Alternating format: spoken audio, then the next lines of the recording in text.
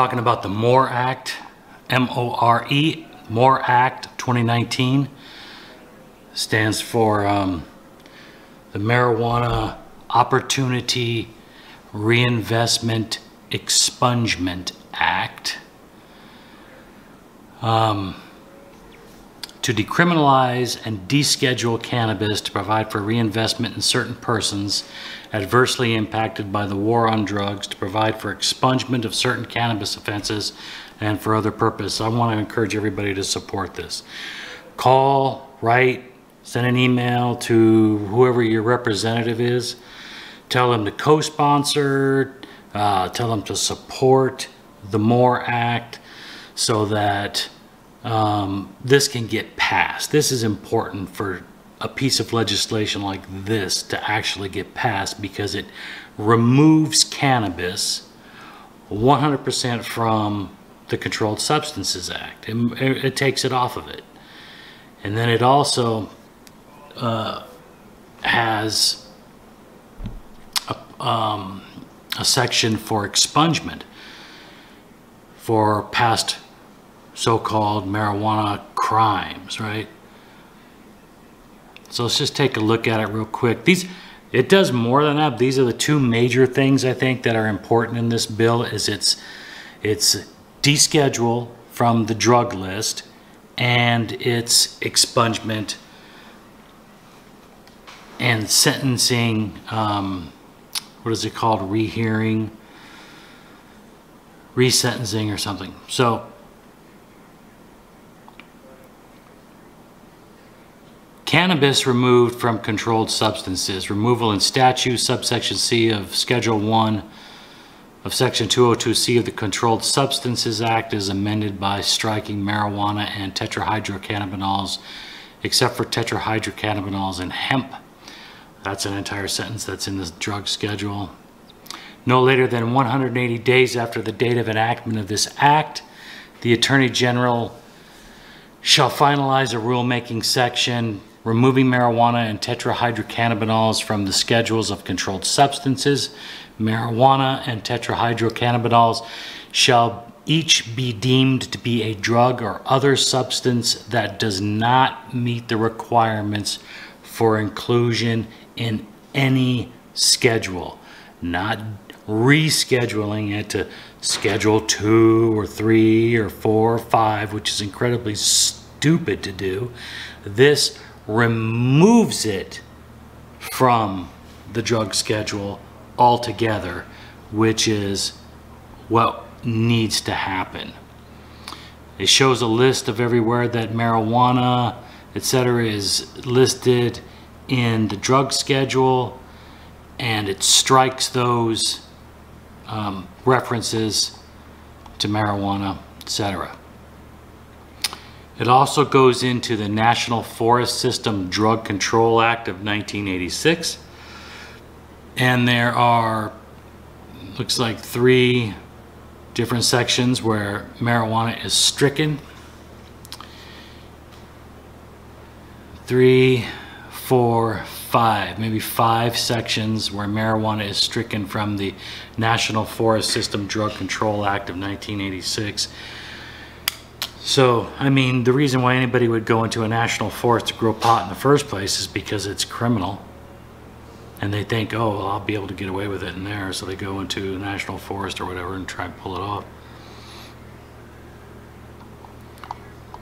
So, completely removed from the drug schedule. No longer Schedule 1, 2, 3, 4, 5. It completely removes it. It's retroactive, as well as the let me scroll down to, let's see.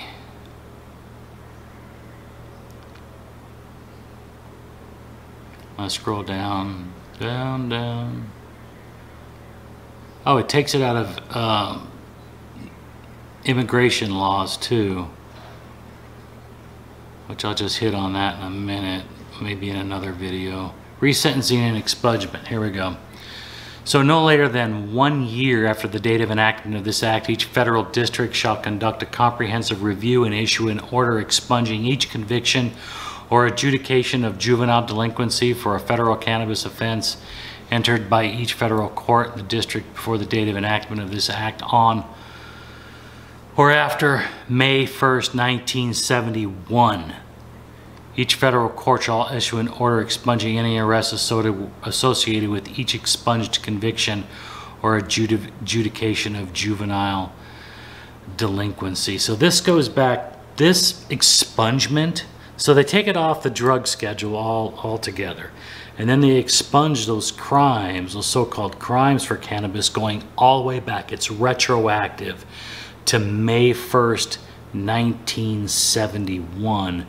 Which I think is when cannabis was put on Schedule 1. It goes all the way back to then, and it removes it from having been a crime all the way back to 1971. So anybody on the federal level who's been busted with weed for a federal crime for pot can apply under this for resentencing. So let's see. Right to petition court for expungement at any point after the date of enactment of this act. Any individual with a prior conviction or any individual with a prior conviction, or adjudication of juvenile delinquency for a federal cannabis offense who is not under a criminal justice sentence may file a motion for expungement. If the expungement of such a conviction or adjudication of juvenile delinquency is required pursuant to this act, the court shall expunge the conviction or adjudication and any associated arrests. If the individual is indigent, counsel shall be appointed to represent the individual in any proceedings under this section. So if it says who is not under a criminal justice sentence, does that mean that if they are, they don't get this? I think in other places it kind of seems like it says that if they are, they still get it. So I'm not really sure what that sentence is referring to, unless it's saying that. I don't see how, unless they're saying that, oh, you were arrested, so you're just going to have to deal with it. But it doesn't make sense if they're going to expunge it going all the way back to 1971. Let's see. In general, for any individual who is under a criminal justice sentence for a federal cannabis offense, the court that imposed the sentence shall, on motion of the individual, the director of the Bureau of Prisons, the attorney for the government, or the court, conduct a sentencing review hearing. If the individual is indigent, counsel shall be appointed to represent the individual in any sentencing review proceedings under this subsection. Potential reduced resentencing. After sentencing hearing under paragraph 1, a court shall A, expunge each conviction or adjudication of juvenile delinquency for a federal cannabis offense entered by the court before the date of enactment of this act and any associated arrest, vacate the existing sentence or disposition of juvenile delinquency, and if applicable, impose any remaining sentence or disposition of juvenile delinquency on the individual as if this act and the amendments made by this act were in effect at the time the offense was committed, and order that all records related to a conviction or adjudication of juvenile delinquency that has been expunged, or a sentence or disposition of juvenile delinquency that has been vacated in this act shall be sealed and only made available by further order of the court. Any individual who has had an arrest, a conviction, or juvenile delinquency adjudication expunged under this section may treat the arrest, conviction, or adjudication as if it never occurred, and shall be immune from any civil or criminal penalties related to perjury, false swearing, or false statements, or failure to disclose such arrests, conviction, or adjudication. The term federal cannabis offense means any offense that is no longer punishable pursuant to this act or the amendments made under this act. The term expunge means, with respect to an arrest, a conviction, or a juvenile delinquency adjudication, the removal of the record of such arrest, conviction, or adjudication from each official index or public record. The term under a criminal sentence means, with respect to an individual, that the individual is serving a term of probation, parole, supervised release, imprisonment, official detention, pre-release custody, or work release pursuant to a sentence or disposition of juvenile delinquency imposed after the effective date of the Controlled Substances Act, May 1st, 1971. So, let's see, it goes back to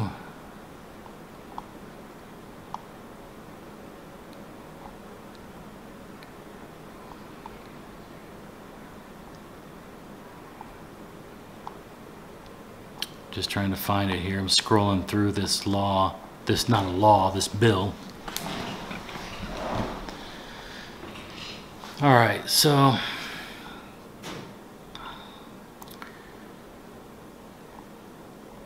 okay, so that's all the way to the top. The first, the D schedule, and it's retroactive. The amendments made by this section to the Controlled Substances Act are retroactive and shall apply to any offense committed. Any offense committed. Case pending, conviction entered, and in the case of a juvenile, any offense committed, case pending, or adjudication of juvenile delinquency entered on or before or after the date of enactment of this act. So it seems to be saying that it's retroactive and shall apply to any offense committed, case pending, conviction entered, and for juveniles, an offense committed, a case pending, or adjudication of juvenile delinquency. So it goes back to 1971. So if somebody was arrested back in the 70s or the 80s or the 90s, they can apply for this to have a sentencing review hearing.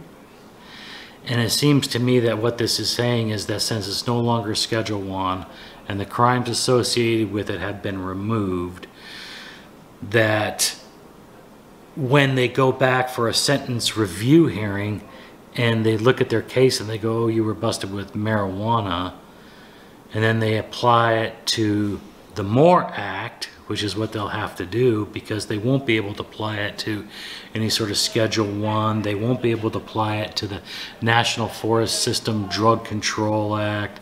They won't be able to apply it to any sort of criminal behavior. Then how can they be in prison for something that's not criminal? How can they be charged then with something that's not criminal if it's retroactively, you know, removed from that sort of status? And that's the biggest thing. This bill does some other things that I'll try and tackle in a different video, but I just wanted to mention these two things. This is getting close to when they're going to vote on it, and I think it's important. These two things for me are enough for me to support this. None of the rest of the stuff in this bill is a deal breaker for me. I mean, there's a 5% tax on marijuana. I'm not gonna go, oh, forget it, fuck it. Let's not deschedule. Let's not decriminalize retroactively back to 1971 because they want to put a 5% tax on it. Not a freaking deal breaker. It's not a deal breaker that they want to invest in communities that have been devastated and destroyed because of the war on drugs. It doesn't bother me that they want to do. Those things are important on a lot of levels, so they should be done. But the most important thing, I think, the two most important things in the MORE Act are the deschedule and the decriminalization. Those two trump everything else that's in here that somebody might go, oh, that's not good, that's not good. None of the rest of the stuff in here is that big of a deal to even to balk at. I'll tackle the rest of those things in another video. I want to keep this one to under 10 minutes. And I think hitting these two things is what's important. It goes on, for instance, to treat cannabis like tobacco. It has a cannabis justice office to implement reinvesting in devastated communities. It creates a trust fund, so the tax that's collected from it is they take that money and they put it in a trust fund, and then that trust fund is used to pay for the reinvestment into devastated communities. It pays for itself. And it has small business loans for people who have been affected by the war on drugs, and no discrimination for past felons, etc., etc. But if you could please just share this and share with your friends and let them know about the MORE Act, that they need to contact their representatives, get this information out so others can hear about it. Go to congress.gov/bill/116th Congress Senate Bill 2227. That's the one you want. You can just Google the MORE Act and it'll pop it up. You don't even need to search for all this other stuff. But you can Google the MORE Act, bring it up, read it. It's pretty short. I don't think the pages are listed, but I think it's probably under 5 pages. It's pretty quick to scroll through and pretty quick to read, because most of it is a lot of links to laws, words that are taken out: strike marijuana, strike marijuana, strike marijuana, strike marijuana, etc., etc., etc. Please support deschedule. Please support decriminalization. Let's get these people out of federal prison. This will do that. This will allow them to be resentenced under this new law. And if there's no crimes for them to be resentenced with, what's left for them to do? They're going to try and force them to fulfill their sentence for something that was no longer and retroactively wasn't a crime, and effectively having them in prison for non-crimes. You can't do it.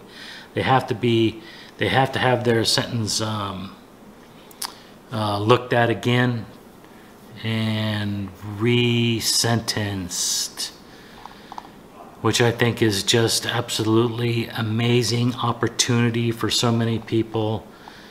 This will literally help a lot of people who are in prison, some of them for life, for pot.